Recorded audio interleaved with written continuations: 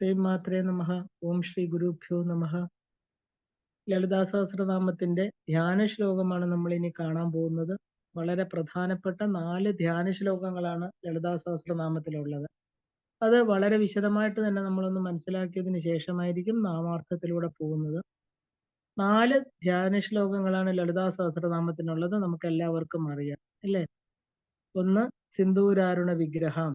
സിന്ദൂരാരുണ വിഗ്രഹം എന്നുള്ളത് ഭാസ്കരരായർ ലളിതാ സഹസ്രനാമത്തിന് ധ്യാന ശ്ലോകമായിട്ട് വ്യാഖ്യാനിച്ചതാണ്. അപ്പോൾ രണ്ടാമത്തത് അരുണാം കരുണാതരംഗിതാക്ഷിയും, 3 ധ്യായേത് പത്മാസനസ്ഥം, 4 സ കുങ്കുമ വിലേപനം അളിക ചുംബി കസ്തൂരികം. നമുക്ക് ഈ 4 ധ്യാന ശ്ലോകങ്ങളും മനസ്സിലാക്കേണ്ടതായിട്ടുണ്ട്. ആദ്യത്തത് സൗഭാഗ്യ ഭുവനേശ്വരി ധ്യാനമാണ്. പരാധ്യാനം എന്ന് പറയും ഇതിന്. പരാം അംബികാം എന്നാണ് അത് അവസാനിക്കുന്നത്. രണ്ടാമത്തത് വാസ്തവത്തില് ത്രിപുരസുന്ദരി ധ്യാനം തന്നെയാണ്. അരുണാം കരുണാതരംഗിതാക്ഷിയും എന്നുള്ളത് സാക്ഷാൽ ദത്താത്രേയൻ എന്ന ശ്രീവിദ്യ ഉപാസകനാണ് ഇത് എഴുതിയത്. ദക്ഷിണാമൂർത്തിയിൽ നിന്നാണ് ഇദ്ദേഹത്തിന് ദീക്ഷ ലഭിച്ചത്. പരശുരാമൻ ഇദ്ദേഹമാണ് ഗുരു. പരശുരാമ കൽപ്പസൂത്രം അനുസരിച്ചാണ് ശ്രീവിദ്യ സപര്യ എല്ലാം നടന്നു പോകുന്നത്. അപ്പോ എന്താ പറയാ, ദേവി ഉപാസനയിലൂടെ, കാരണം ഒരു വളരെ അവധൂതനാണെങ്കിലും ദേവി ഉപാസനയിലൂടെ അദ്വൈത സിദ്ധി ലഭിച്ച ആളാണ് ദത്താത്രേയൻ. ഈ രണ്ടാമത്തെ ധ്യാനം ലഭിച്ചാല് ശ്രീവിദ്യ ഉപാസന പൂർണ്ണമാണെന്ന് പറയാറുണ്ട്. തത്വമസി അഹം ബ്രഹ്മാസ്മി എന്ന ആ ഒരു വേദവാക്യങ്ങൾക്ക് തുല്യമാണ് അഹമിത്യേവ വിഭാവയേ ഭവാനി എന്നുള്ളത്. അടുത്തത് ധ്യായേത് പത്മാസനസ്ഥം എന്നത് ആരാണ് എഴുതിയതെന്ന് ഇന്ന് ആർക്കും അറിയില്ല. ഇനി നാലാമത്തത് സ കുങ്കുമ വിലേപനം അളിക ചുംബി കസ്തൂരികം എന്നുള്ളത് ത്രിപുരസുന്ദരി അഷ്ടകത്തില് ശങ്കരാചാര്യ സ്വാമികൾ എഴുതിയതാണ് എന്ന് പറയുന്നു. അപ്പൊ തുടക്കത്തില് ആദ്യത്തെ ധ്യാനം മാത്രമേ ഉണ്ടായിരുന്നുള്ളൂ, സിന്ദൂരാരുണ വിഗ്രഹം എന്ന് പറയുന്നത്. അപ്പൊ ചുവന്ന നിറമുള്ള ദേവി, വിമർശ ശക്തി എന്ന് പറയും അതിനെ. പ്രകാശവും വിമർശവും ദേവി തന്നെയാണ്. പ്രകാശമായിരിക്കുമ്പോൾ പുറത്തു വരാതെ എല്ലാം ഉള്ളില് ഒതുക്കിക്കൊണ്ട് മറ്റേത് ശരിക്കും ആത്മചൈതന്യ സ്വരൂപമായിട്ട് ആ ഒരു ബ്രഹ്മസ്വരൂപിണിയായിട്ട് വിമർശ ശക്തിയാകുമ്പോൾ പ്രപഞ്ചം എന്ന് പറയുന്ന പുറത്തേക്ക് വരികയും ദേവീ സ്വരൂപം ചുവന്ന നിറത്തില് കാണപ്പെടുകയും ചെയ്യും. അപ്പൊ ഉദ്യത് ഭാനു സഹസ്രാഭാം, സഹസ്ര കോടി ഭാനു സഹസ്രാഭാം എന്ന് പറയാം ഇതിന് അല്ലെ. ബാലാർക്ക തേജസാം, 3 കണ്ണുള്ളവള്. ത്രിനയനാം, സൂര്യൻ ചന്ദ്രൻ അഗ്നി സ്വരൂപം എന്നർത്ഥം. കാമാക്ഷി ബ്രഹ്മാവിനെ വലത് കണ്ണാലും വിഷ്ണുവിനെ ഇടത് കണ്ണാലും നെറ്റിക്കണ്ണാലെ രുദ്രനെയും മാ അക്ഷി, അപ്പൊ കണ്ണിൽ നിന്ന് ഉൽപ്പത്തിയാക്കിയവളാണ് കാമാക്ഷി. അപ്പോ ആ ഒരു മാണിക്യ കിരണങ്ങളാകുന്ന കിരീടം ധരിച്ചവൾ. മാണിക്യം എന്ന് പറഞ്ഞാൽ വൈരം, രാത്രിയാണ് അത് കൂടുതൽ പ്രകാശിക്കുന്നത് അല്ലെ. അപ്പൊ മാണിക്യം പകലും രാത്രിയും ചുവന്ന പ്രകാശം വരുത്തും. അപ്പൊ ജ്ഞാനികള് സദാ ദേവീ ചിന്തയിലാണ് കഴിയുന്നത്. അവരും മാണിക്യത്തിന് തുല്യമാണ്, അവർക്ക് സമാനമാണ്. കാരണം നവരത്നങ്ങളിൽ ഉയർന്നതാണ് മാണിക്യം. ദ്വാദശ ആദിത്യന്മാര് 12 മാണിക്യ രത്നങ്ങളായിട്ട് സദാ ദേവിയുടെ തങ്ക കിരീടത്തിൽ വിരാജിക്കണു അവര്. അപ്പൊ സൂര്യൻ ദേവിയുടെ ശ്രീവിദ്യ ഉപാസകനാണ് സൂര്യൻ. അപ്പൊ സൂര്യവിദ്യ എന്നാണ് അതിന് പറയുന്നത്. സൂര്യന് ചക്ഷുസ്മതി വിദ്യ എന്നുള്ള ശക്തി കൊടുത്തത് ദേവിയാണ്. കാരണം കണ്ണിന് കാഴ്ചക്കുറവുള്ളവർക്ക് തിമിരം പോകാൻ ചക്ഷുസ്മതി വിദ്യാ മന്ത്രം ജപിക്കാറുണ്ട്. അപ്പൊ താര എന്നത് നക്ഷത്രം. അപ്പൊ നക്ഷത്രങ്ങളുടെ നായകൻ അതായത് ചന്ദ്രൻ, ദേവിയുടെ ശിരസ് അലങ്കരിക്കുന്നതാണ് ചന്ദ്രൻ അല്ലെ. ശ്രീവിദ്യയാകുന്ന ചന്ദ്രവിദ്യ കൊണ്ടാണ് ദേവിയുടെ ശിരസ് അലങ്കരിക്കാൻ ഭാഗ്യമുണ്ടായി. അപ്പൊ ചന്ദ്രനും ദേവി ഉപാസകനാണ്. ശ്രീവിദ്യ മന്ത്രം ഉണ്ടാക്കിയ ആളാണ്, മന്ത്രദ്രഷ്ടാവാണ്. അപ്പൊ ദേവിയുടെ ഉത്സവ വിഗ്രഹത്തിന് തരുണേന്ദു ശേഖരി എന്നും ചന്ദ്രശേഖരി അല്ലെങ്കിൽ ഇന്ദുശേഖരി, ചന്ദ്രമൗലീശ്വരി എന്നൊക്കെ പേര് പറയുന്നുണ്ട്. കാരണം ശിരസിൽ ചന്ദ്രനെ ധരിച്ചിരിക്കുന്നത് കൊണ്ട് അത് ചന്ദ്രമണ്ഡലത്തിൽ നിന്ന് അമൃത സ്രവിക്കുന്നതായിട്ടും 72,000 നാഡീഞരമ്പുകളെ നനയ്ക്കുന്നതായിട്ടും ഒരു മതം പറയുന്നുണ്ട്. മൂലാധാരത്തിൽ നിന്ന് കുണ്ടലിനി ശക്തി ഉണർന്ന് സഹസ്രാരത്തില് ശിവനുമായിട്ട് ചേർന്ന് അമൃതവർഷം ഉണ്ടാകുന്നു എന്ന് പറയും. ശിവനും ജടയിൽ ചന്ദ്രനെ ധരിച്ചിട്ടുണ്ട്. ദേവിയുടെ സ്വർണ്ണ കിരീടത്തില് മാണിക്യ രത്നങ്ങളാകുന്ന 12 സൂര്യന്മാര് പ്രകാശിക്കുന്നു എന്ന് പറയുന്നുണ്ട്. സൂര്യവിദ്യ, ചന്ദ്രൻ എന്ന് പറയുന്നത് ചന്ദ്രവിദ്യ ഇല്ലേ. അപ്പൊ ഇവർക്കെല്ലാം ദേവി ദേവിയാണ് ഉപാസനാബലം കൊടുത്തത് കൊണ്ട് മാത്രമാണ് അവര് ഈ പദവികളില് സൂര്യനും ചന്ദ്രനും അല്ലെ പ്രപഞ്ചത്തിന്റെ എന്താ പറയാ അവിഛിന്ന ശക്തികളാണ് ഇത് രണ്ടും. ഇത് രണ്ടും ഇല്ലെങ്കിൽ പ്രപഞ്ചം ഇല്ല. അപ്പൊ ദേവിയുടെ ഉപാസന കൊണ്ട് ദേവിയാണ് അവർക്കിത് കൊടുത്തത്, ഈ ശക്തി കൊടുത്തത്. മാത്രമല്ല പഞ്ചബ്രഹ്മങ്ങള് ഇന്ദ്രനും കാമദേവനും എല്ലാം തന്നെ അനേക കോടി ജന്മത്തില് ആ ഒരു എന്താ പറയാ തപസ്സിന്റെ ഫലമായിട്ടാണ് ദേവിയെ ദർശിച്ചതെന്ന് പറയുന്നു. അപ്പൊ അല്ലാതെ ആർക്കും ദേവീ ദർശനം സുലഭമല്ല. പരമേശ്വരന് മാത്രമേ പരാശക്തിയുടെ സ്വരൂപം മുഴുവനായിട്ട് അറിയാൻ സാധിക്കുള്ളൂ. ദേവി ആർക്കും ഒരു ക്ഷണത്തിലധികം ദർശനം കൊടുക്കില്ല. അതുകൊണ്ട് ദേവിക്ക് ക്ഷണസൗദാമിനി എന്നൊരു പേരുണ്ട്. ഒരു ക്ഷണം മാത്രമാണ് മഹാന്മാർക്കും മഹത്തുക്കൾക്കും ഋഷിമുനിമാർക്കും ഒക്കെ ദർശനം കൊടുക്കുന്നത്. അത് വെച്ചിട്ടാണ് അവർ ദേവിയെ ഇത്രയും സ്തുതിക്കുന്നത്. എല്ലാം ആ ജഗന്മാതാവിന്റെ കാരുണ്യം അല്ലെ. തടില്ലതാ സമരുചി, മിന്നൽ പിണര് പോലെ ആ ഒരു ചെറിയ സമയത്ത് മാത്രം ദർശനം കൊടുക്കുന്നവൾ. ദേവിയെ ശിരസ് മുതൽ പാദം വരെയാണ് വർണ്ണിക്കുന്നത്. ദേവിയുടെ കിരീടത്തിൽ നവരത്നങ്ങൾ പ്രകാശിക്കുന്നതായിട്ട് പറയണു. ഇത് കണ്ടാല് ആ ഒരു ഇന്ദ്രധനുസ് പോലെ മഴവില്ല് പോലെ കാണപ്പെടുന്നു. ചന്ദ്രൻ മനസ്സിന്റെ കാരകനാണ്. സൗന്ദര്യ ലഹരിയിൽ 42ാമത്തെ ശ്ലോകം, പൗർണമി രാത്രിയിൽ ചന്ദ്രനെ നോക്കി 108 തവണ ജപിച്ചാൽ താപങ്ങൾ ഇല്ലാതാകുമെന്ന് പറയുന്നുണ്ട്. അപ്പൊ മനസ്സിന്റെ അധിപതി ചന്ദ്രനാണ്. ചന്ദ്രമണ്ഡല മധ്യസ്ഥയായിട്ട് ദേവിയെ ഉപാസിച്ചാല് മനോദുഃഖങ്ങൾ ഇല്ലാതാകും അല്ലെ. താരാനായകൻ ചന്ദ്രൻ, സ്മിതമുഖി എന്ന് പറഞ്ഞാൽ പുഞ്ചിരിയോടെ ഇരിക്കുന്നവൾ. ദക്ഷിണാകാളി പ്രളയകാലത്ത് അട്ടഹസിക്കണമെന്ന് പറയാറുണ്ട്. പാപീന വക്ഷോരുഹാം, ജ്ഞാനമായിരിക്കുന്ന ക്ഷീരമുള്ള സ്ഥലങ്ങളോട് കൂടിയവൾ. വാഗ്ദേവതകളാണ് ദേവിയുടെ ക്ഷീരസ്വരൂപമായിട്ടിരിക്കണമെന്ന് പറയുന്നു. അഭീത കുജാംബിക, തിരുവണ്ണാമലയിലെ ദേവിയുടെ പേര് അഭീത കുജാംബിക എന്നാണ്.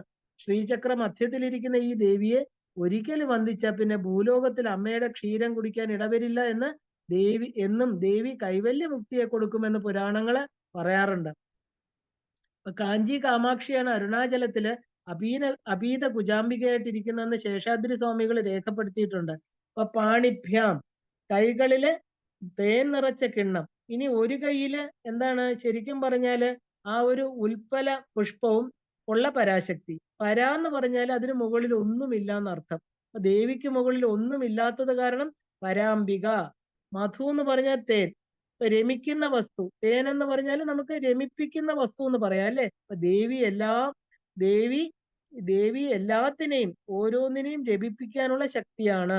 അപ്പൊ പഞ്ചബാണങ്ങൾ ഒരു കയ്യില്, പഞ്ച ഇന്ദ്രിയങ്ങൾ കൊണ്ട് ദേവിയെ മാത്രം ആ ഒരു സ്മരിക്കണം.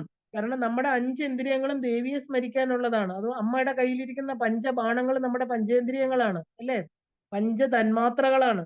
കണ്ണിൽ അമ്മയെ മാത്രം കാണണം, കാതിൽ അമ്മയെ മാത്രം സ്തുതിക്കുന്നത് കേൾക്കണം, മൂക്കുകൊണ്ട് ആ ഗന്ധം മാത്രം എന്താ പറയാ ഗന്ധം ആഗീരണം ചെയ്യണം, നാക്കുകൊണ്ട് ആ പ്രസാദം അതായത് ദേവിയുടെ പ്രസാദം ഭക്ഷിക്കണം, മനസ്സിൽ സദാ അമ്മയെ ധ്യാനിക്കണം. ഇങ്ങനെ ആ പാദങ്ങളില് ശരണാഗതി അടഞ്ഞെങ്കിലേ മനസ്സിനെ ശരിക്കും പറഞ്ഞാൽ അമ്മയിൽ എത്തിക്കാൻ സാധിക്കാൻ പറ്റൂ, മനസ്സിനെ അടക്കാൻ സാധിക്കുള്ളൂ. അപ്പൊ മധുകുടം എന്ന് പറഞ്ഞാല് നമ്മുടെ മനസ്സ് വന്ന് ദേവിയുടെ കയ്യിലിരിക്കുന്ന ആ ഒരു തേനിനെ ചുറ്റിപ്പറ്റി പറക്കണം, സദാ അമ്മയെപ്പറ്റി ചിന്തിക്കണം. ഉത്തമ ഉപാസകനാണ് അത്. കാരണം അളിപൂർണ രത്നചഷകം, ഭക്തന്മാരാകുന്ന വണ്ടുകളാൽ ചുറ്റപ്പെട്ട തേൻകുടത്തോട് കൂടിയവൾ. രത്നചഷകം, രക്തോത്പലം ബിഭ്രതീം, ചുവന്ന ആമ്പല്. ആമ്പൽ എന്ന് പറഞ്ഞാൽ നീലോത്പലം, നീല ആമ്പല്. ബിഭ്രതീം, സൗമ്യാം, ആ ഒരു രൗദ്രമല്ലാതെ ശാന്തമായിരിക്കുന്ന സൗന്ദര്യമായിരിക്കുന്ന കരുണാമയിയായിരിക്കുന്നവൾ. മീനാക്ഷി, കാമാക്ഷി, കമലാമ്പാൾ അല്ലെ. ലളിത, എല്ലാവരും ലളിതമായിരിക്കുന്നവൾ, മൃദുവായവൾ. മനസ്സ് രമിക്കുന്നത് ലളിത കലകളാണ് അല്ലെ. അപ്പം ആ ഒരു രത്നഘടം, ദേവിയുടെ പാദത്തിന് താഴെ നവരത്നങ്ങൾ നിറഞ്ഞ ഒരു കുടം ഇരിക്കുന്നു. ഈ കുടത്തിന് മുകളില് തന്റെ രക്തചരണം, എന്നാൽ ഇടത് കാല് എന്നർത്ഥം. ആ ഒരു കാല് മടക്കി മറ്റേ കാല് താഴ്ത്തി ഇടതുകാല് രത്നഘടത്തിന്റെ മുകളിൽ വെച്ചിരിക്കുന്നു. എന്താണ് ഇതിന്റെ അർത്ഥം? ദേവിയുടെ ചരണങ്ങള് രക്തം, ശുക്ലം, മിശ്രം, നിർവാണം, ഇങ്ങനെ 4 തരത്തിൽ പറയുന്നുണ്ട്. രക്തം എന്നാൽ ചുവപ്പ്, ശുക്ലം ശിവന്റേതാണ്, രണ്ടും ചേർത്ത് വെച്ചാല് ചേർന്ന ആ ഒരു തലം മിശ്രം, അതായത് ചെറിയ ചുവപ്പ്. തുരീയം എന്നുള്ളത് നിർവാണ ചരണം. അപ്പൊ സ്ഥൂലമായിട്ട് 2, സൂക്ഷ്മമായിട്ട് 2. അപ്പൊ ദേവിയുടെ തന്നെ ചുവന്ന പാദാണ്. ഇതിന്റെ അടിയിലെ പൊടിയാണ് ഈ പ്രപഞ്ചത്തെ ഉൽപ്പത്തിക്ക് കാരണം. ഈ പാദധൂളികൾ വെച്ച് ബ്രഹ്മാവ് ഉണ്ടാക്കുന്നത്. വിഷ്ണു അതിനെ ആദിശേഷന്റെ മുകളിലിരുന്ന് അതിനെ പരിപാലനം ചെയ്യുന്നു. രുദ്രൻ അവസാന കാലത്ത് ആ ദൃശ്യപ്രപഞ്ചത്തെ പൊടിപ്പൊടിയാക്കി തന്റെ മേനിയിൽ ധരിക്കുന്നു. അപ്പൊ ത്രിമൂർത്തികളും ഭവാനി, അതായത് അമ്മയുടെ പാദധൂളികൾ കൊണ്ട് തങ്ങളുടെ കൃത്യങ്ങൾ ചെയ്യുന്നു. തന്ത്രത്തിൽ ദേവിയുടെ രക്തചരണം, അതായത് ചരണങ്ങളിൽ നിന്നാണ് പ്രപഞ്ചോൽപത്തി ഉണ്ടാകുന്നത്. ദേവിയുടെ ഇടതുകാല് ഘടത്തിന്റെ മുകളിൽ വെച്ചിരിക്കുന്നു. ദേവി എന്താ പറയാ, സർവാനുലംഘ്യ ശാസന. ദേവിക്ക് മുകളില് ഒന്നുമില്ല, അല്ലെ, ആരുമില്ല. പരാം അംബികാം. അംബിക എന്ന് പറഞ്ഞാൽ എന്താ? അണച്ച് ചേർത്ത് പിടിച്ച് രക്ഷിക്കുന്നവൾ. അപ്പൊ ഈ സൗഭാഗ്യ ഭുവനേശ്വരി ധ്യാനം ലളിതാ സഹസ്രനാമത്തിന്റെ ആദ്യത്തെ ധ്യാനമായിട്ട് എടുക്കാം. അരുണാം കരുണാതരംഗിതാക്ഷി. അതായത് അപ്പൊ ഈ ആദ്യത്തെ ധ്യാനം തന്നെ നമുക്ക് ദേവിയെ കുറിച്ച് പൂർണ്ണമായിട്ട് ഒരു അറിവ് തരുന്നുണ്ട്, അല്ലേ? അപ്പൊ ദത്താത്രേയൻ എഴുതിയത് അരുണാം കരുണാതരംഗിതാക്ഷി എന്ന് പറയുന്ന കരുണയുള്ള നേത്രത്തോടു കൂടിയവൾ. ഇപ്പൊ അരുണാം കരുണാതരംഗിതാക്ഷിയും എന്ന് പറയുന്ന ആ ധ്യാനം ദത്താത്രേയൻ എഴുതിയതാണ്. കരിമ്പ് വില്ലും പുഷ്പബാണങ്ങളും പാശവും അങ്കുശവും ധരിച്ചവള്, അണിമാതി സിദ്ധികളാൽ ചുറ്റപ്പെട്ടവള്. അണിമ എന്ന് പറഞ്ഞാൽ 10 സിദ്ധികളിൽ ആദ്യത്തെ ശക്തി. സിദ്ധി അടഞ്ഞവരാണ് സിദ്ധന്മാരെന്ന് പറയുന്നത്, അല്ലെ? അണിമ, ലഘിമ, ഗരിമ, ഈശ്വത്വം, വശ്യത്വം, ബുദ്ധി, ഇച്ഛ, പ്രാകാമ്യം, സർവകാമം എല്ലാം സിദ്ധികളാണ്. ദേവിയുടെ ശ്രീചക്രത്തിന്റെ ഭൂപുരത്തിലെ ആദ്യത്തെ മതിലിന്റെ ഉള്ളിൽ ഇരിക്കുന്നവരാണ്, അതിന്റെ കാവൽക്കാരാണ് ഇവര്. ഇവര് ദേവിയുടെ അന്തപുരത്തിലെ സ്ത്രീകളായിട്ട് സൗന്ദര്യലഹരിയിൽ പറയുന്നുണ്ട്.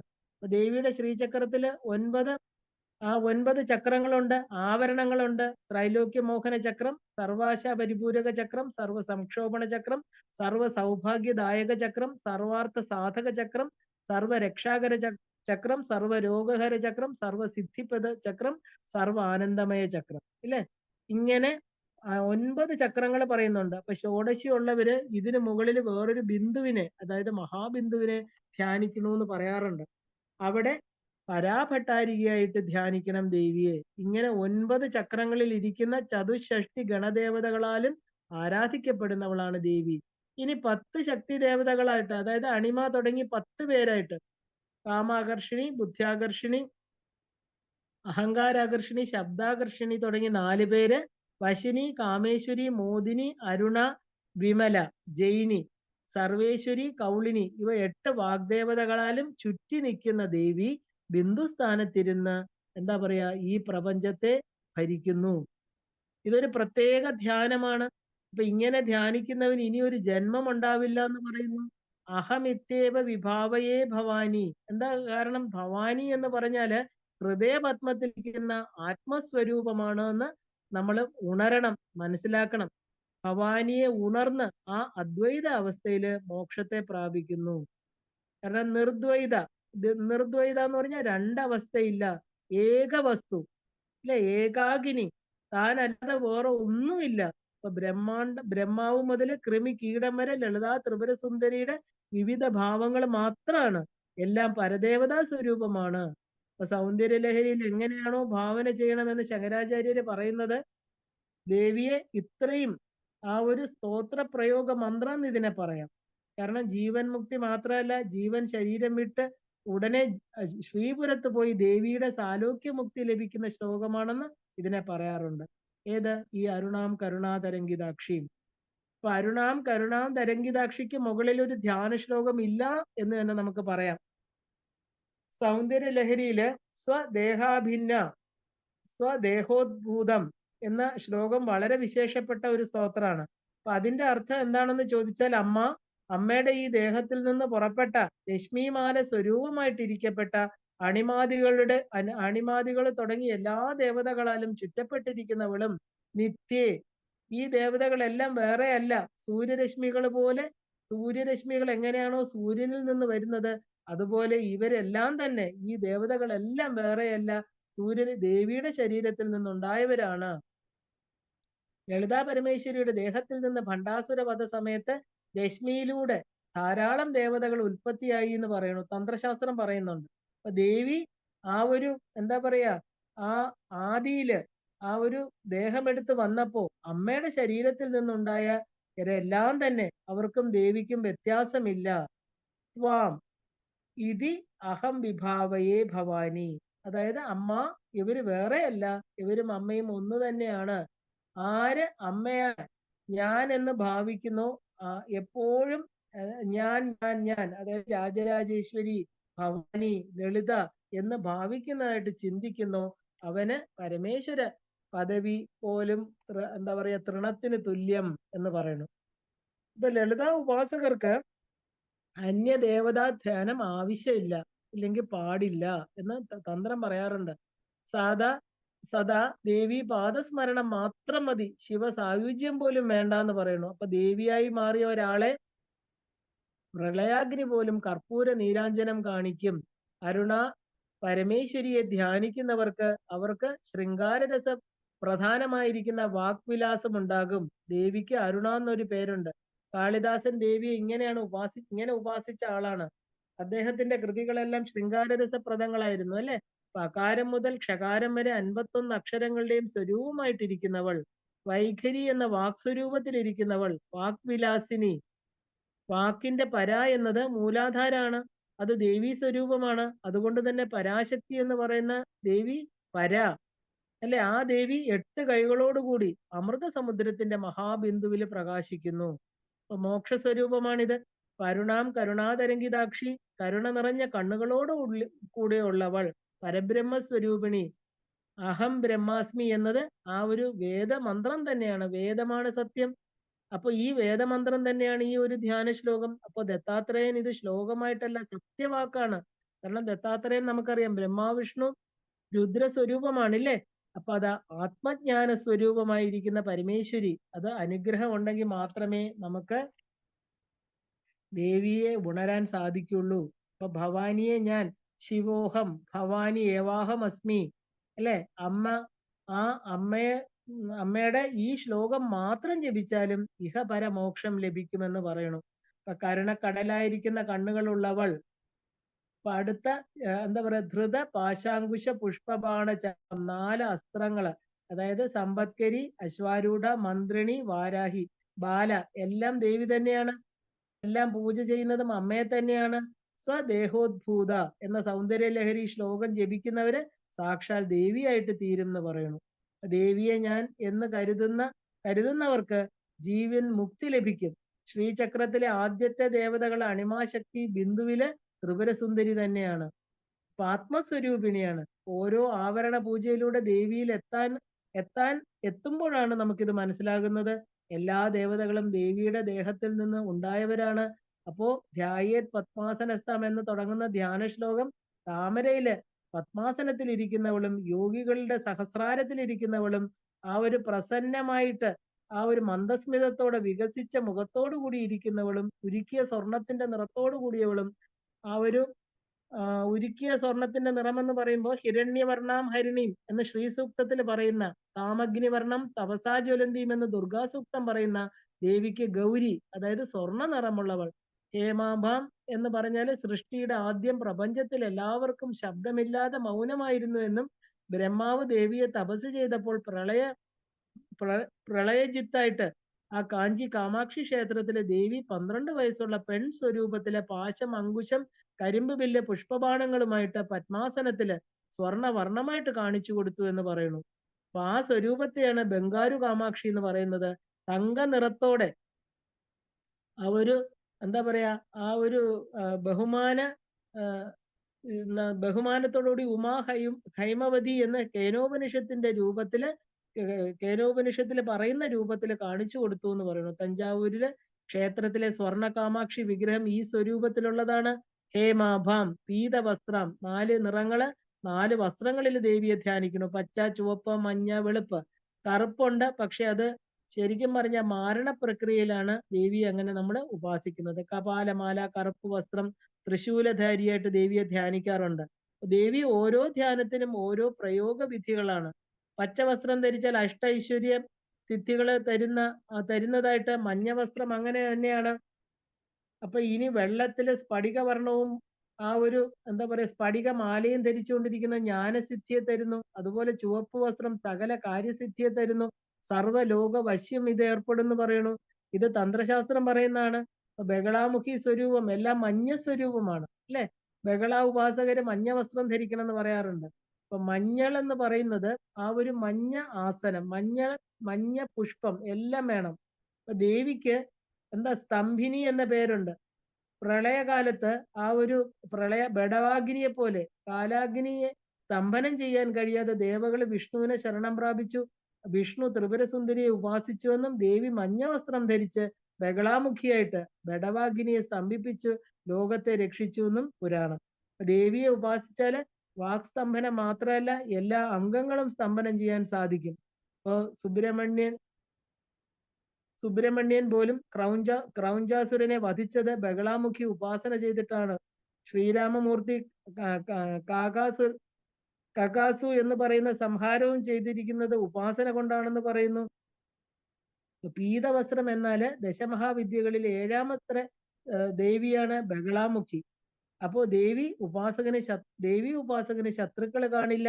സാക്ഷാൽ ലളിതയാണ് ബഗളാമുഖിയായിട്ടിരിക്കുന്നത്. രണ്ട് കൈയിലും മഞ്ഞ താമര പുഷ്പങ്ങൾ ഏന്തിയവളും നമ്മൾ ദേവിയെ അങ്ങനെ ധ്യാനിച്ചാല് ഹേമ പത്മാംബരാംഗിയും വരം അഭയം ഇത് ദേവി കൊടുക്കും, ഭയപ്പെടേണ്ട എന്ന് താഴെ ആ ഒരു വരദഹസ്തം, എന്ത് അനുഗ്രഹം കൊടുക്കാനും ഞാൻ തയ്യാറാണ്. അപ്പൊ എന്റെ പാദത്തിൽ ശരണാഗതി ചെയ്യണം, എന്നാൽ അഭയഹസ്തം എന്ന് പറഞ്ഞാൽ ഞാൻ രക്ഷിക്കാം, ഭയമില്ലാതാക്കാം എന്ന് പറയാണ്. ഇതാണ് അഭയവരദഹസ്തങ്ങൾ. സർവാലങ്കാരയുക്തം ഒരു സുവാസിനി എല്ലാ ആഭരണങ്ങളും ധരിക്കണമെന്ന് പറയാറുണ്ട്. നെറ്റിച്ചുട്ടി, മൂക്കൂത്തി, താടങ്കം, മംഗല്യ താലി, വളകള്, മോതിരം, ഒഡ്യാണം, കാഞ്ചിധാമം. ഇപ്പൊ കനകമംഗളസൂത്രം, സ്വയംവര പാർവതി സൂക്തം, തങ്കത്താലി അണിഞ്ഞവൾ, ആ ഒരു സ്വർണ നൂപുരങ്ങള്, കേയൂരങ്ങൾ ധരിച്ച് നിത്യസുമംഗലിയായിട്ട് നിത്യമംഗല്യവതിയായിരിക്കുന്ന സുവാസിനിയാണ് പരാശക്തി എന്ന് പറയുന്നത്. അപ്പൊ സർവ അലങ്കാരഭൂഷിതയായിട്ട് ദേവിയെ ധ്യാനിക്കണം. ധ്യാനം ചെയ്യണമെങ്കിൽ എന്താ പറയാ, ആ ഒരു മംഗല്യ കുങ്കുമത്തോടെ ധ്യാനിക്കുന്നവർക്ക് സർവമംഗളങ്ങളും ലഭിക്കുന്ന പറയുന്നുണ്ട്. അപ്പൊ മഹാമാരി എന്നാല് മഹാകാളി എന്നർത്ഥം. അപ്പൊ ദേവിയാണ് മഹാമാരിയെ ഇല്ലാതാക്കാൻ, ദേവിക്ക് മാത്രമേ സാധ്യാവൂ. ദുർഗാ പരമേശ്വരിയും മഹാഗണപതിക്കുമാണ് കലികാലത്ത് നമ്മൾ ഉപാസിക്കേണ്ടതെന്ന് പറയണു. അപ്പൊ ദേവി ധ്യാനം, ആ ഒരു സിന്ദൂരാരുണ വിഗ്രഹം എന്ന് പറയുന്ന സഗുണ ധ്യാനത്തിൽ തുടങ്ങി അഹമിത്യേവ വിഭാവയെ ഭവാനി എന്ന് പറയുന്ന നിർഗുണ ധ്യാനത്തിൽ എത്തിക്കുകയാണ്. അപ്പൊ 4 ധ്യാനങ്ങൾക്കും അതിൻ്റെതായിട്ടുള്ള പ്രാധാന്യമുണ്ട്.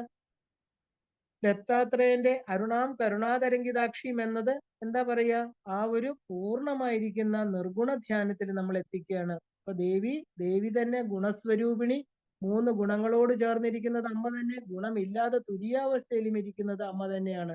സർവ സമ്പത്തുക്കളുടെയും കൊടുക്കുന്ന പരദേവത, സർവസമ്പത് പ്രദാത്രി. ഈംകാരം അവസാനം ഭവാനിയും.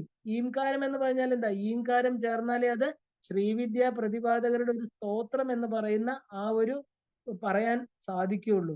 ശ്രീവിദ്യയിലെ പ്രധാന അക്ഷരം എന്ന് പറഞ്ഞാൽ ഈംകാരമാണ്. ഈംകാരം എന്ന് പറഞ്ഞാൽ കാമകലാക്ഷരം എന്ന് പറയാറുണ്ട്, ആദി ബീജാക്ഷരം. ഈംകാരത്തിൽ നിന്നാണ് എല്ലാ അക്ഷരങ്ങളുടെയും പ്രപഞ്ചവും ഈ പറയുന്ന ഭുവനങ്ങളും എല്ലാം സൃഷ്ടിയായത്. ഇപ്പൊ കാമകലാ വിലാസത്തില് ആ ഒരു പുണ്യാനന്ദനാഥൻ പറയുന്നു, ഈംകാരമാണ് ബൃഹത്. ആ ഒരു ബ്രഹ്മാവും സരസ്വതിയും വിഷ്ണുവും ലക്ഷ്മിയും രുദ്രനും രുദ്രാണിയും ആയിട്ട്, അതായത് കാമകല സ്വരൂപം മറ്റു ദേവതകളെല്ലാം ഉൽപ്പത്തിയായത് ഈ ഈംകാരത്തിൽ നിന്നാണ്. അവസാനം പ്രപഞ്ചം ഒടുങ്ങുന്നതും ഈംകാരത്തിലാണെന്ന് പറയുന്നു. 2 ധ്യാന ശ്ലോകങ്ങളും മുക്തിയെ കൊടുക്കുന്നതാണ്. ഈംകാരം എന്ന കാമകല അക്ഷരത്തിലാണ് അവസാനിക്കുന്നത്. അപ്പം ഈംകാരം ചേർന്നിരിക്കുന്നത് കൊണ്ടാണ് ശ്രീവിദ്യയിലെ പഞ്ചബീജാക്ഷരങ്ങൾക്കെല്ലാം തന്നെ പ്രാധാന്യം വരുന്നത്. ഇപ്പൊ ഏകാക്ഷരം എന്ന് പറയുന്ന ഈംകാരം ഉള്ളത് കൊണ്ടാണ് വാഗ്ഭവ ബീജമായിരിക്കുന്ന ഐം, കാമരാജ ബീജമായിരിക്കുന്ന ഹ്രീം, ശക്തി ബീജമായിരിക്കുന്ന ശ്രീം, അല്ലെ? പര എന്ന് പറയുന്ന ആ ഒരു സൗഹുവിൽ നിന്ന് രഹസ്യമായിട്ട് ഈ കാമകലാക്ഷരമായിരിക്കുന്ന ഈംകാരമുണ്ട്. അപ്പൊ പഞ്ചമഹാബീജങ്ങളിലും ഈ ഏകാക്ഷരമായിരിക്കുന്ന കാമകലാ ബീജാക്ഷരമുണ്ട്. ഇതാണ് ഇതിന്റെ മഹത്വം. ഈ അക്ഷരമില്ലാതെ ശ്രീവിദ്യയിലെ മന്ത്രശാസ്ത്രമേ ഇല്ല.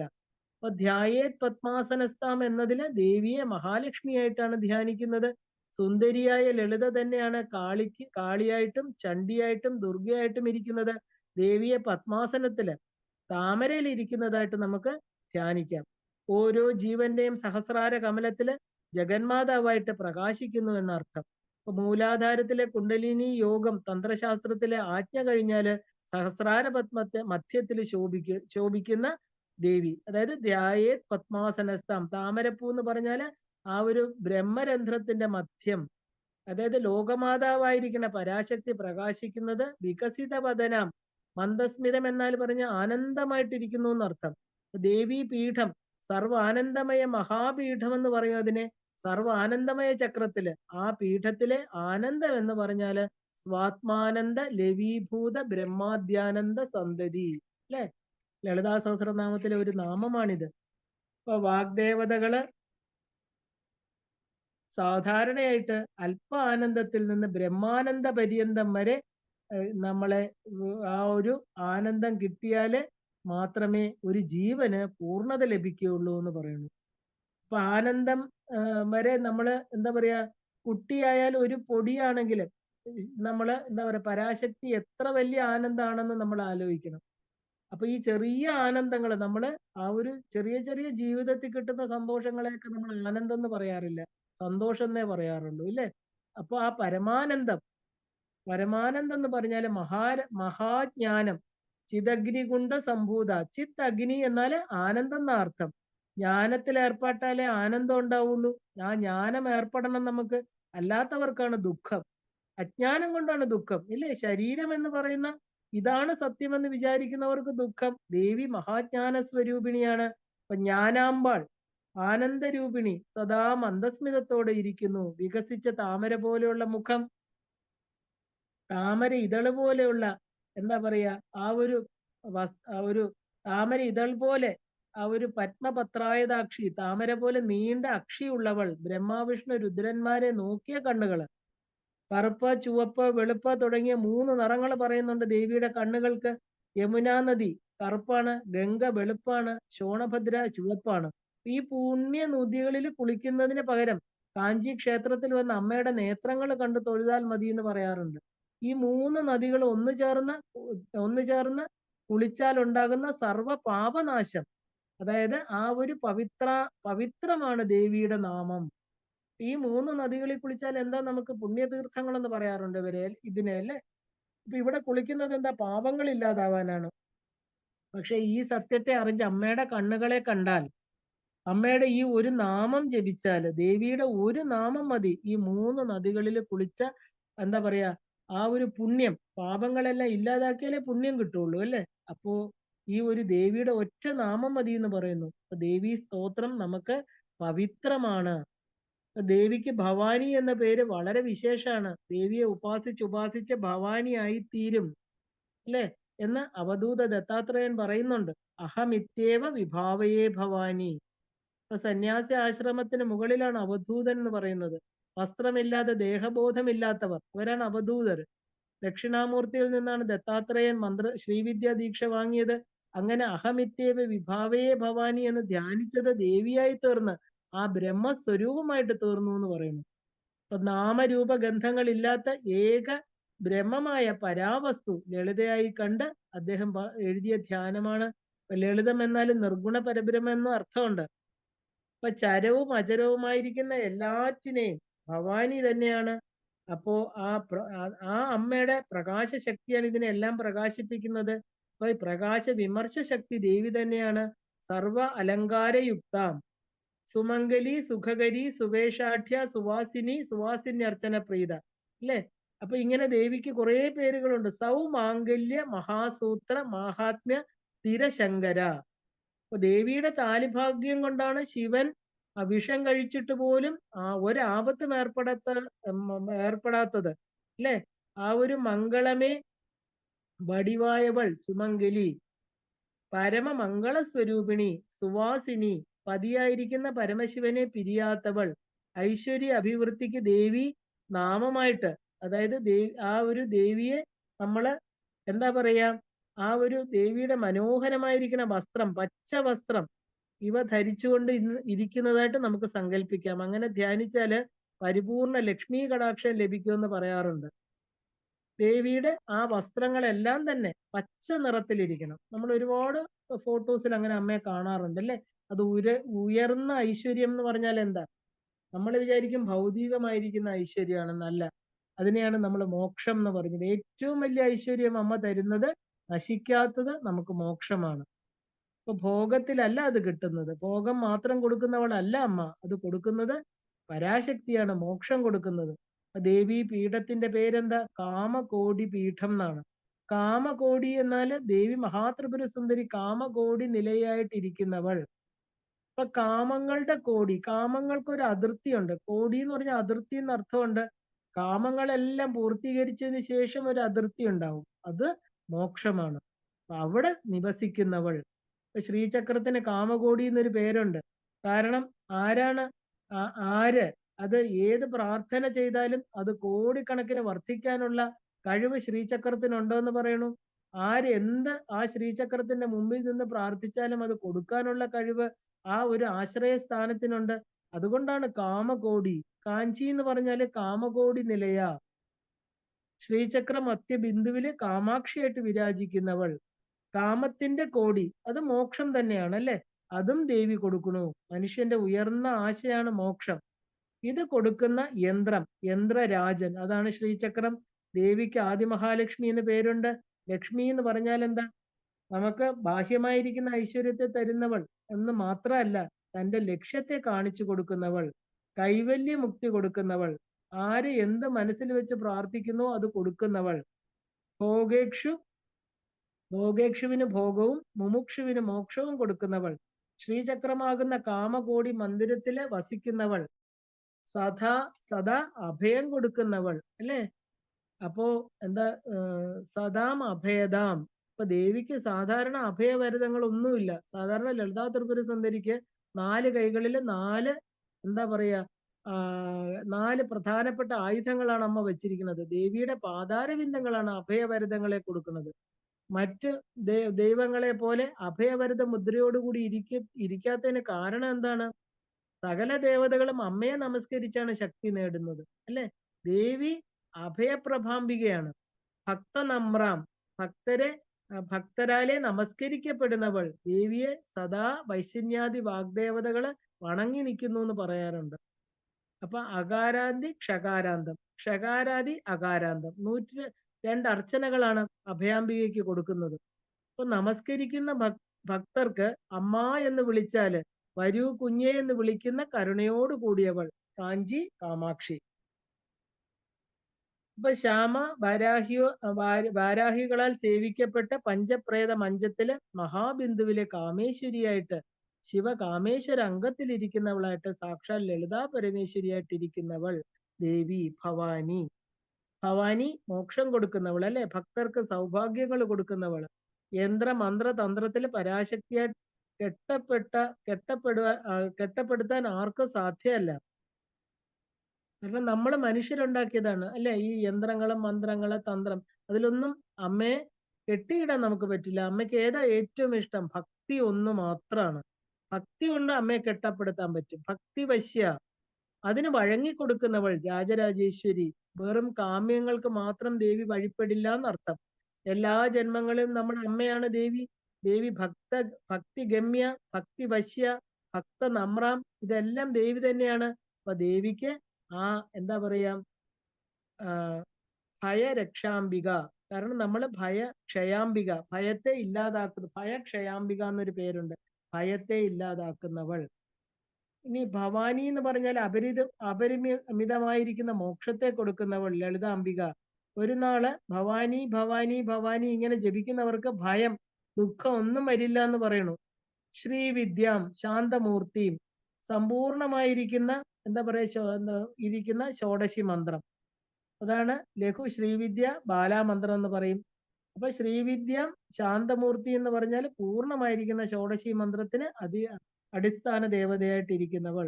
മന്മഥൻ ഉപാസിച്ച പഞ്ചദശാക്ഷരി, അതിന്റെ ഷോഡശാക്ഷരി വിദ്യ, അതിനെയാണ് നമ്മൾ ആത്മവിദ്യ ബ്രഹ്മവിദ്യ എന്ന് പറയുന്നത്. ശ്രീ എന്ന് പറഞ്ഞാൽ മോക്ഷം, ശ്രീവിദ്യ എന്ന് പറഞ്ഞാൽ ത്രിപുര സുന്ദരി വിദ്യ, മോക്ഷത്തെ കൊടുക്കുന്നതെന്നർത്ഥം. വേറെ ഒരു മാർഗവും മോക്ഷമാർഗം എന്ന് പറയാൻ പറ്റില്ല.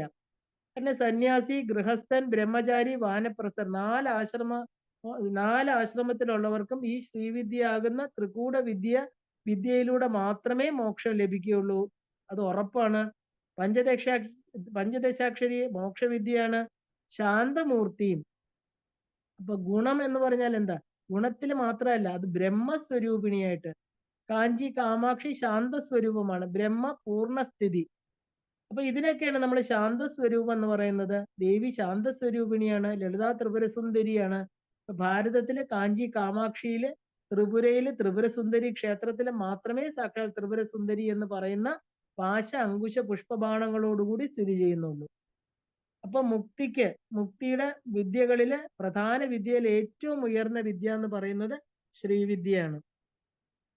അപ്പോ ആ ഒരു ശ്രീ എന്നാൽ അഷ്ട ഐശ്വര്യങ്ങൾ എന്ന സാരം. അപ്പൊ സൗമ്യമൂർത്തി ലളിതാ ത്രിപുരസുന്ദരി, നവരസങ്ങളിൽ ഉയർന്നത് ശാന്തമാണ്. ശാന്താകാരം ഭുജഗശയനം, അത് ആത്മചിന്തയിൽ ഏർപ്പെട്ട ഒരു മനസ്സ്, ലയിച്ച അവസ്ഥ, ജീവൻ മുക്തി എന്നൊക്കെ പറയാം. ആ ഒരു വിദേഹ കൈവല്യം, വിദേഹമുക്തി, ശാന്തമൂർത്തി, പരബ്രഹ്മസ്വരൂപിണി, സകല ദേവതകളാലും നമസ്കരിക്കപ്പെടുന്നവൾ. ബ്രഹ്മ വിഷ്ണു രുദ്രന്മാർ പോലും ദേവിയെ ഉപാസിച്ചിട്ടാണ് തങ്ങളുടെ കർമ്മങ്ങൾ ചെയ്യാനുള്ള ശക്തി നേടിയത്. ലോകത്തിൽ ഐശ്വര്യത്തിന് ചാഞ്ചല്യം ഉണ്ട്, എന്നാൽ സ്ഥിരമായിരിക്കുന്ന ഐശ്വര്യം ദേവിയാണ്. ആ അമ്മയെ ഉപാസിച്ചാല് ഒരിക്കലും എന്താ പറയാ, ഒരു ഐശ്വര്യത്തിനും കുറവ് സംഭവിക്കില്ല. ഹ്രീം മന്ത്രം ജപിക്കുന്നവരുടെ വീട്ടില് ദേവി സ്ഥിരതാമസമാക്കും.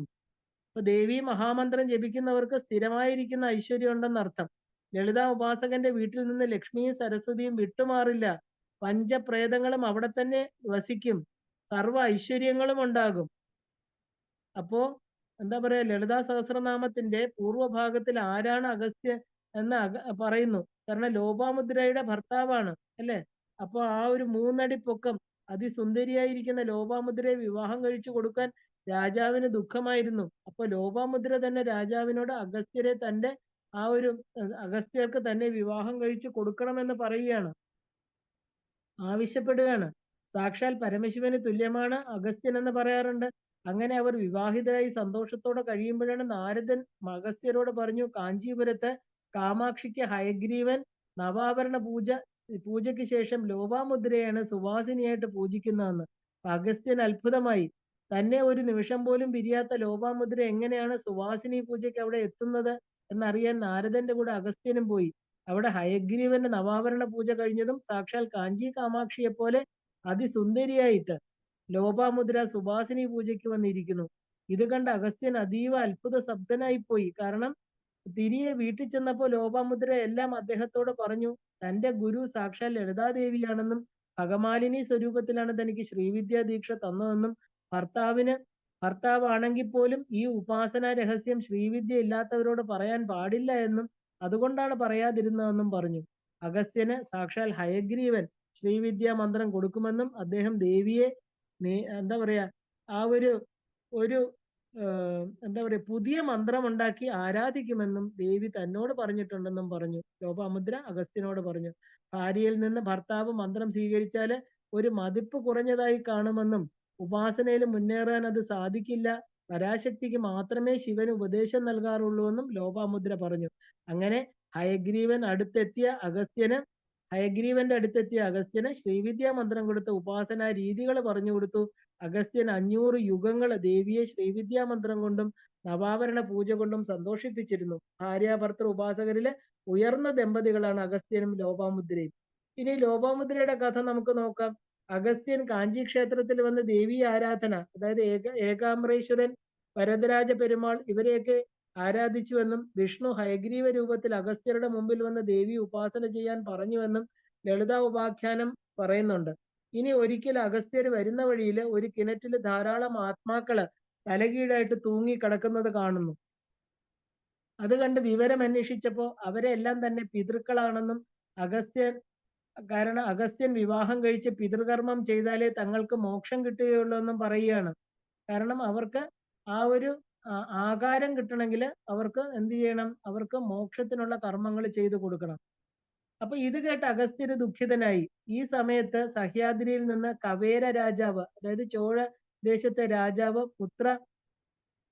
ഒരു പുത്രഭാഗ്യത്തിനായി ബ്രഹ്മാവിനെ തപസ് ചെയ്തുകൊണ്ടിരിക്കുകയായിരുന്നു. ബ്രഹ്മാവ് പ്രത്യക്ഷപ്പെട്ട രാജാവിനോട് അദ്ദേഹത്തിന് ഈ ജന്മത്തിൽ പുത്രഭാഗ്യമില്ലെന്നും എന്നാൽ തമസിന്റെ ഫലം വെറുതെ പോവില്ല, അത് കാരണം ഒരു പെൺകുഞ്ഞിനെ, സാധാരണ കുട്ടിയല്ല, സാക്ഷാൽ വിഷ്ണു മായയെ പുത്രിയായിട്ട് വളർത്താൻ നൽകാമെന്നും വിവാഹപ്രായം എത്തുമ്പോൾ അവൾക്ക് ഇഷ്ടമുള്ള ആൾക്ക് വിവാഹം കഴിച്ചു കൊടുക്കണമെന്നും പറഞ്ഞു.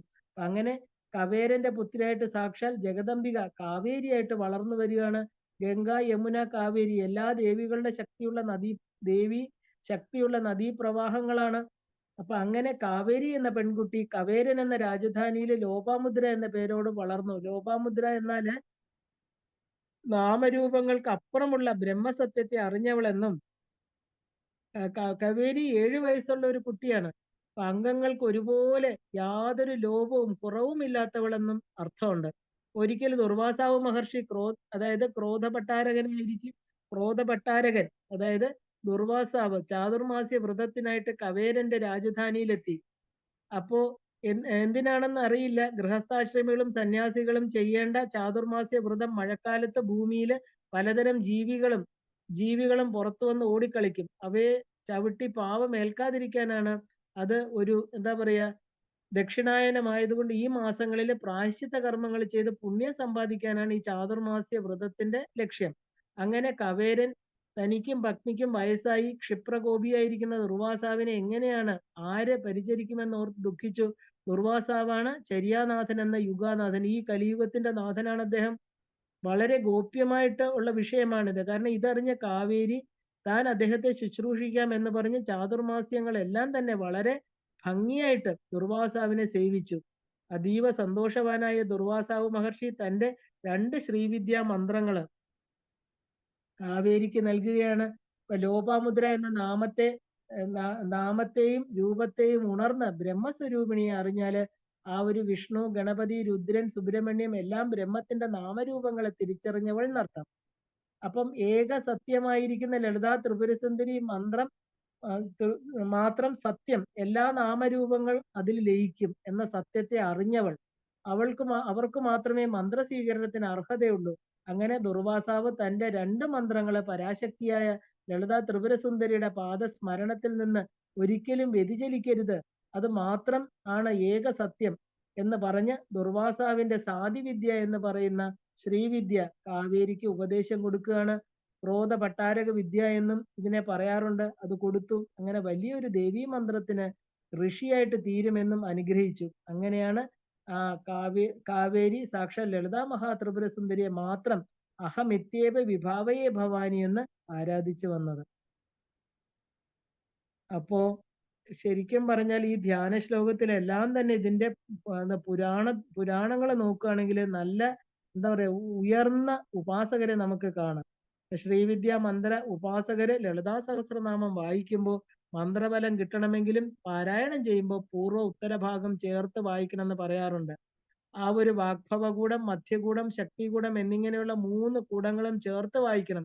പഞ്ചദശാക്ഷരി എന്ന് പറയുന്ന ശ്രീവിദ്യയും സഹസ്രനാമവും 2 അല്ല, സാക്ഷാൽ ദേവി സ്വരൂപം തന്നെയാണ്. ദേവി ദേഹം എന്ന് പറഞ്ഞാൽ ത്രിപുരസുന്ദരി കാളീകുലത്തിലെ രക്തകാളിയെന്നും ദക്ഷിണാകാളിയെന്നും ശ്യാമാകാളിയെന്നും പറയുന്നു.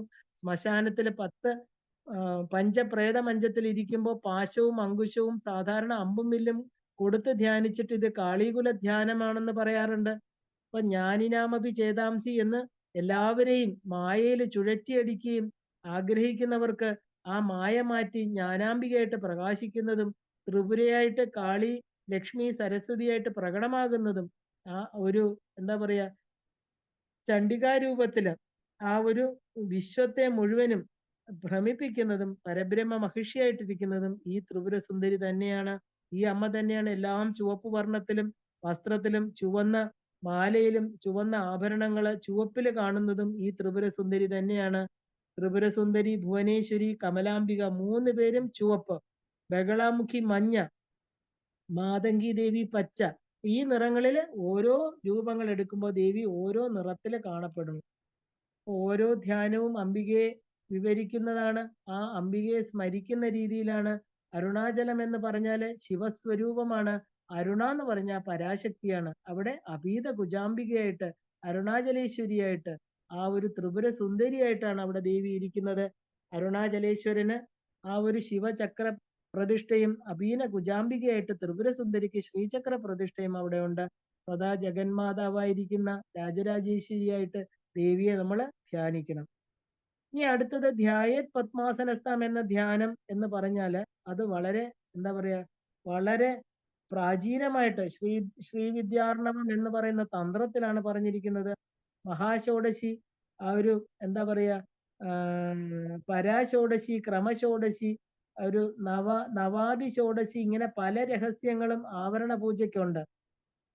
കാരണം ഇതില് വാഗാദി ഷോഡശി എന്ന് പറയുന്ന ഒരു മന്ത്രവും ഉണ്ട്. അപ്പൊ ഒരു എന്താ പറയാ രമാദി ഷോഡശിയില് രമ എന്ന് പറഞ്ഞാല് ലക്ഷ്മി, ആ ഒരു ലക്ഷ്മി ബീജം, ആ ഒരു ശ്രീം എന്ന് പറയുന്ന അതിന്റെ ധ്യാന ശ്ലോകം, ധ്യായേത് പത്മാസനസ്ഥാം എന്ന് പറയുന്ന ധ്യാന ശ്ലോകം. ഇനി പൂർവഭാഗം നോക്കിയാല് അഗസ്ത്യ ഉവാച എന്നാണ് തുടങ്ങുന്നത്. ഹയഗ്രീവൻ അഗസ്ത്യന് ലളിതാ സഹസ്രനാമം ഉപദേശിക്കുന്നത് അങ്ങനെയാണ്. ആരാണ് ഇവരെന്ന് ചോദിച്ചാൽ ലളിതാ ഉപാഖ്യാനത്തിൽ വളരെ ചുരുങ്ങിയിട്ടാണ് ലളിതാ ലീലകൾ പറഞ്ഞിരിക്കുന്നത്. എന്നാൽ ത്രിപുര രഹസ്യത്തിൽ വിസ്താരമായിട്ട് പറഞ്ഞിട്ടുണ്ട്.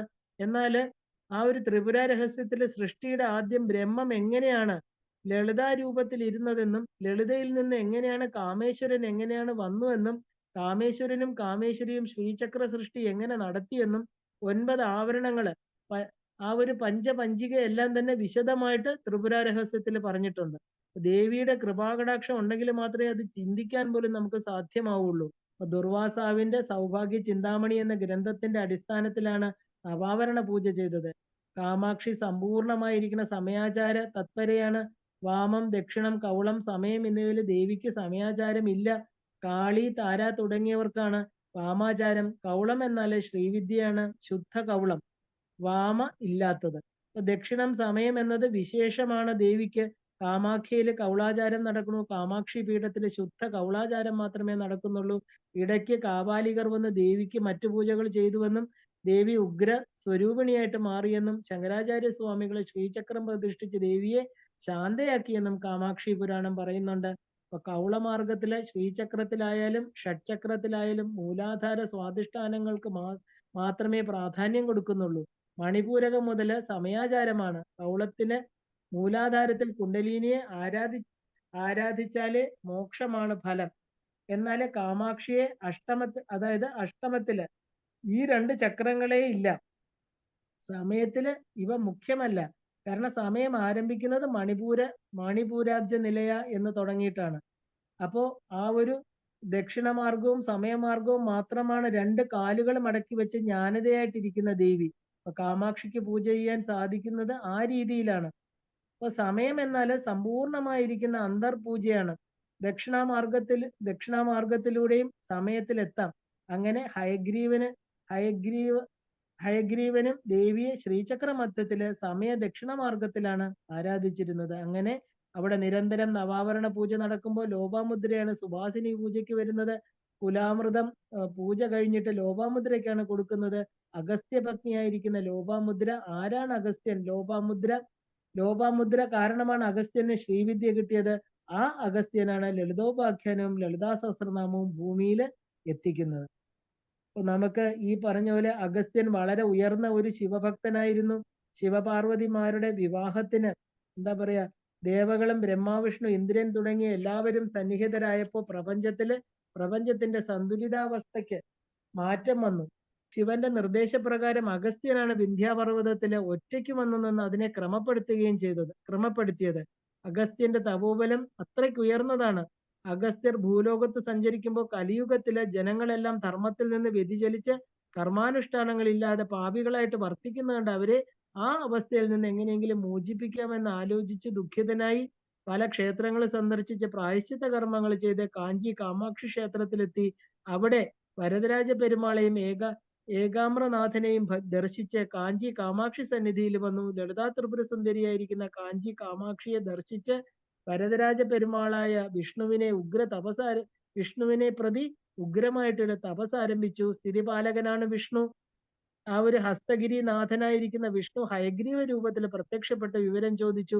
അഗസ്ത്യൻ ലോകധർമ്മം, അത് ആചാരം ഒക്കെ വെടിഞ്ഞ മനുഷ്യരെ കുറിച്ച് ദുഃഖിതനായി അവരെ എങ്ങനെ അതിൽ നിന്ന് മോചിപ്പിക്കാം, ഒരു വഴി പറഞ്ഞു തരണമെന്ന് ഹയഗ്രീവനോട് ആവശ്യപ്പെടുകയും ഹയഗ്രീവൻ പറഞ്ഞു, ഈ കലിയുഗത്തില് എല്ലാം തന്നെ ധർമ്മസാധനകൾ വെടിഞ്ഞിരിക്കുന്നവരാണ്. ഇതിന് ഒരു മാർഗ്ഗേ ഉള്ളൂ. അതിന് സാക്ഷാൽ ലളിതാ പരമേശ്വരിയുടെ പാദങ്ങളെ അഭയം പ്രാപിച്ച് ആ നാമങ്ങൾ ജപിക്കണം. അത് തെറ്റുകൂടാതെ ദേവി ജഗദംബിക ആയിട്ട് ക്ഷമിച്ച് അവരെ ഉയർത്തിക്കൊണ്ടുവരുമെന്ന് പറയുകയാണ് ഈ യുഗത്തില് എന്നല്ല ഏത് യുഗത്തിലും ദേവി പരാശക്തിയല്ലാതെ ആ ഒരു കരുണാമൂർത്തി ഇല്ല. അങ്ങനെ ദേവിയുടെ ചരിതം ലളിതോപാഖ്യാനം ഹയഗ്രീവൻ അഗസ്ത്യന് ഉപദേശിച്ചു കൊടുക്കുകയാണ്. ആ ത്രിപുര രഹസ്യവും ദേവി ഭാഗവതവും ഇത് വിശദമായിട്ട് പറയുന്നുണ്ട്. ത്രിപുര രഹസ്യത്തിലും ത്രിശതിയുടെ പൂർവ്വഭാഗത്തും അഗസ്ത്യ ലോപാമുദ്രയുടെ പതിയായതുകൊണ്ട് ഹയഗ്രീവൻ ശ്രീവിദ്യാ മന്ത്ര ഉപദേശം ചെയ്തത് എന്ന് പറയുന്നുണ്ട്. ലോപാമുദ്ര മഹാഭഗമാലിനിയിൽ നിന്നും ആണ് ശ്രീവിദ്യാ മന്ത്രം സ്വീകരിച്ചത്. അങ്ങനെയാണ് അഗസ്ത്യന് ശ്രീവിദ്യാ മഹാമന്ത്രം ലഭിച്ചത്. ഹയഗ്രീവനാണ് അഗസ്ത്യർക്ക് ലളിതോപാഖ്യാനം ഉപദേശിച്ചത്. ഹയഗ്രീവന് കുതിരത്തല വെച്ചു. അശ്വമേധ യാഗത്തിലെ ഹയത്തെയാണ് വിഷ്ണു ശരീരത്തിൽ ചേർത്തത്. സാധാരണ വിഷ്ണു ശരീരം നീലയാണ്, എന്നാൽ ഹയഗ്രീവന്റെ ശരീരം ശുദ്ധ സ്ഫടികം പോലെയാണ് ഇരിക്കുന്നത്. ഹയഗ്രീവ ധ്യാനം എന്ന് പറയുന്നത് ജ്ഞാനാനന്ദമയം ദേവം നിർമ്മല സ്ഫടികാകൃതം ആധാരം സർവവിദ്യാനം ഹയഗ്രീവം ഉപാസ്മഹേ. എല്ലാ ദേവതകളും ഭഗവാനെ നമസ്കരിച്ചു. ദേവിയുടെ ഭുവനേശ്വരിയുടെ അശരീരി ആജ്ഞയനുസരിച്ച് ഹയഗ്രീവാസുരനെ വധിച്ചു. വിഷ്ണു താൻ ഇനി എത്ര കാലം ഈ തലയുമായിട്ട് ജീവിക്കുമെന്ന് ആലോചിച്ചു. പാൽക്കടലിൽ എന്ന് പോകും എന്ന് ചിന്തിച്ചപ്പോൾ തന്നെ ദേവിയുടെ അശരീരി വന്നു. ഹേ ജനാർദ്ദന, 500 മഹായുഗങ്ങൾ കാഞ്ചി ക്ഷേത്രത്തിൽ ഇരുന്ന് സൗഭാഗ്യ ചിന്താമണി പ്രകാരം എനിക്ക് പൂജ ചെയ്ത് അവിടെ ഒരു വിശിഷ്യ ശിഷ്യൻ വരും. അദ്ദേഹത്തിന് ശ്രീവിദ്യാ മന്ത്രം കൊടുത്തിട്ട് തിരിച്ച് വൈകുണ്ഠത്തിലേക്ക് പോകാം. അങ്ങനെ പരാശക്തിയെ നമസ്കരിച്ച് ഹയഗ്രീവൻ കാഞ്ചി ക്ഷേത്രത്തിൽ വന്ന കാമാക്ഷിക്ക് ശ്രീചക്രത്തിൽ നവാവരണ പൂജ ചെയ്ത് അവിടെ വരുന്ന ദേവകൾക്കെല്ലാം ദേവീ വൈഭവങ്ങളെല്ലാം പരാശക്തിയുടെ വൈഭവങ്ങള് പറഞ്ഞ് വിവരിച്ച് ലോപാമുദ്ര സുവാസിനി പൂജയ്ക്ക് വരും. ലോപാമുദ്രാർച്ചിതായേ നമ. ലോപത്തെ വിട്ടവൾ, നാമരൂപങ്ങളാകുന്ന മായ വിട്ടവൾ, ഏക വസ്തുവായിരിക്കുന്ന പരാശക്തിയെ ഉണർന്നവൾ, ലോപത്തെ വിട്ടവൾ, കുറവില്ലാത്തവൾ എന്നർത്ഥം. ലളിതാ സഹസ്രനാമം തുടങ്ങുന്നതിന് മുമ്പ് പ്രധാനം അരുണാം കരുണാതരംഗിതാക്ഷി എന്ന ദത്താത്രേയൻ രചിച്ച ധ്യാനം ആണ് എന്ന് പറയപ്പെടുന്നു. അങ്ങനെ അത് വായിച്ച് അഹമിത്യേപ വിഭാവയേ ഭവാനി, ഞാൻ ഭവാനിയാണെന്ന് ഭാവന ചെയ്യുമ്പോൾ ലളിതാ സഹസ്രനാമം വായിക്കാൻ യോഗ്യത ഉണ്ടായി തീരും. അപ്പൊ ഈ ധ്യാന ശ്ലോകങ്ങൾക്കെല്ലാം തന്നെ അനേക അർത്ഥങ്ങളുണ്ട്. കാരണം ദേവിക്ക് കോടിക്കണക്കിന് സഹസ്രനാമങ്ങളുണ്ട്. കടല് പോലെ അതിൽ നിന്നും കടഞ്ഞെടുത്ത മുത്തുക്കൾ പോലെയുള്ള 1000 നാമങ്ങളാണ് ഇതിനകത്തുള്ളത്. ധാരാളം സഹസ്രനാമങ്ങൾ ദേവിക്കുള്ളതിൽ പ്രധാനം 10 ആണെന്ന് നമ്മൾ കണ്ടു. ഗായത്രി, വാരാഹി, ശ്യാമ, ഗംഗ, ബാല, ലക്ഷ്മി, സരസ്വതി, കാളി, രാജരാജേശ്വരി, ലളിത. ഇതിൽ ലളിതാ ത്രിപുര സുന്ദരിക്ക് മാത്രം 10 സഹസ്രനാമങ്ങളുണ്ട്. ഷോഡശി, ലളിത, രാജരാജേശ്വരി, ത്രിപുര സുന്ദരി തുടങ്ങിയ ധാരാളം സഹസ്രനാമങ്ങൾ വേറെയുണ്ട്. ഈ ലളിതാ സഹസ്രനാമത്തില് നിന്നും നമ്മൾ ലളിതോപാഖ്യാനത്തിൽ നിന്ന് അഗസ്ത്യർ ഹയഗ്രീവന്റെ കയ്യിൽ നിന്ന് ഉപദേശം വാങ്ങിയതാണ്. ഇത് വ്യാസന്റെ അല്ല, പശുന്യാദി വാഗ്ദേവതകള് എഴുതിയതാണ്. ഹയഗ്രീവൻ അഗസ്ത്യന് ഉപദേശിച്ചു കൊടുത്തത്. അപ്പൊ ഇതുകൊണ്ട് തന്നെ ഇതിന് ഇക്വലന്റ് ആയിട്ട്, ഇതിന് താരതമ്യപ്പെടുത്താൻ വേറൊരു സഹസ്രനാമം ഇല്ല. ഇത് മന്ത്രഗർഭിതമാണ്. ദേവി ശരീരം തന്നെയാണ്. പഞ്ചദശിക്കും ഷോഡശിക്കും പോലെ തന്നെയാണ് ഈ സഹസ്രനാമവും. ദേവിയുടെ മന്ത്രസ്വരൂപമാണെന്ന് പറയുന്നു. ദേവിയുടെ വാക് സ്വരൂപമാണിത്. അഹമിത്യേവ വിഭാവയെ ഭവാനി എന്ന് നമ്മൾ ഭാവന ചെയ്യണം എന്ന് പറയാൻ കാരണം എന്താ? നമ്മൾ അങ്ങനെ ഭാവന ചെയ്തെങ്കിലേ നമ്മുടെ ആത്മാവായിട്ട് ദേവിയെ നമുക്ക് കാണാൻ സാധിക്കുകയുള്ളൂ. എന്നാലേ അതിനുള്ള യോഗ്യത നമുക്ക് കിട്ടുള്ളൂ. വാസ്തവത്തിൽ ഇത്രയും ഉയർന്നിട്ടില്ലെങ്കിലും ശ്രദ്ധയോടുകൂടി ഈ ഭാവനയോടുകൂടി ജപിക്കണം. ഉയർന്ന ശ്രീവിദ്യ ഉപാസകർക്കുള്ളതാണ് ഈ സ്തോത്രം. ശ്രീവിദ്യക്ക് അർഹത ശങ്കരനും അവസാന ജന്മത്തിലെത്തിയ ജീവനുകൾക്കും മാത്രമാണെന്ന് പറയപ്പെടുന്നു. പഞ്ചദശാക്ഷരി പുരസ്ചരണം കഴിഞ്ഞ് മാത്രമേ ഈ സ്തോത്രം വായിക്കാവൂ എന്നാണ് പണ്ട് ഉള്ള നിയമം. അപ്പൊ ഇത് തന്നെ എത്ര ഉയർന്നതാണെന്ന് നമുക്ക് മനസ്സിലാക്കാം അല്ലെ. ആ യോഗ്യത കിട്ടണമെങ്കിൽ സദാ അഹമിത്യേവ വിഭാവയെ ഭവാനിമെന്ന് സദാ ജപിച്ച് ആ അനുഗ്രഹം നമ്മൾ മേടിക്കണം. അങ്ങനെ ജപിച്ചാലേ നമുക്കത് ലഭിക്കുള്ളൂ. ശ്രീമാതാ, ശ്രീ മഹാരാജ്ഞി, ശ്രീമത് സിംഹാസനേശ്വരി എന്ന് ജപിക്കുമ്പോൾ ആത്മജ്ഞാനം ലഭിക്കുമെന്നും എന്ന ആ ഒരു പ്രാർത്ഥനയോടെ വേണം നമ്മൾ ആരംഭിക്കാനായിട്ട്. ഈ പാരായണം കൊണ്ട് സിദ്ധിക്കാത്തതായിട്ട് ഒന്നുമില്ല. ഒരു ദേവി ഉപാസകൻ ആ ഒരു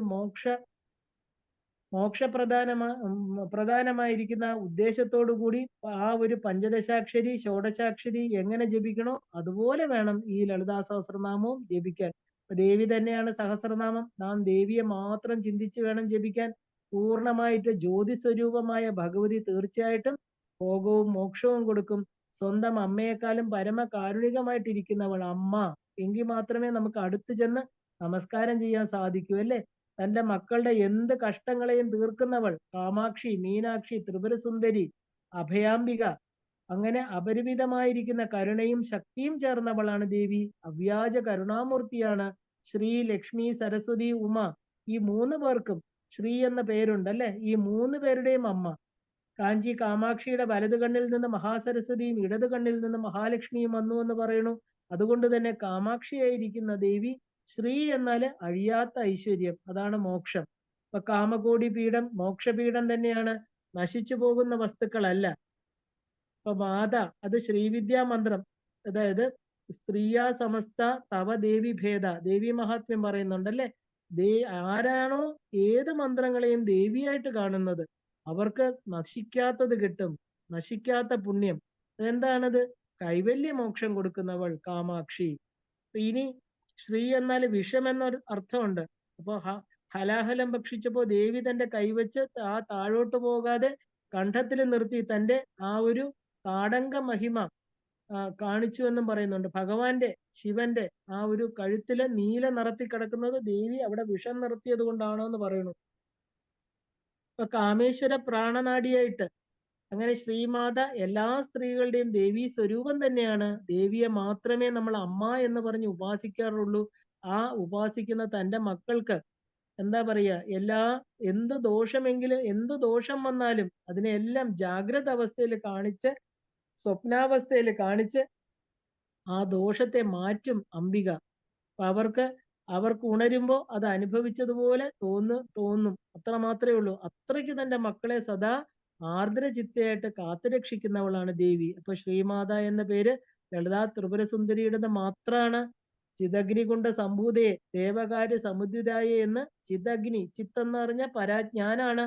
എന്ത് അറിഞ്ഞാൽ വേറെ ഒന്നും അറിയണ്ടയോ ആ പരമമായിരിക്കുന്ന അറിവ്, അതിനെ നമ്മൾ ചിത് ജ്ഞാനം എന്ന് പറയണു. ആ പരമജ്ഞാനമുള്ളത് സാക്ഷാൽ ലളിതാ ത്രിപുര സുന്ദരി.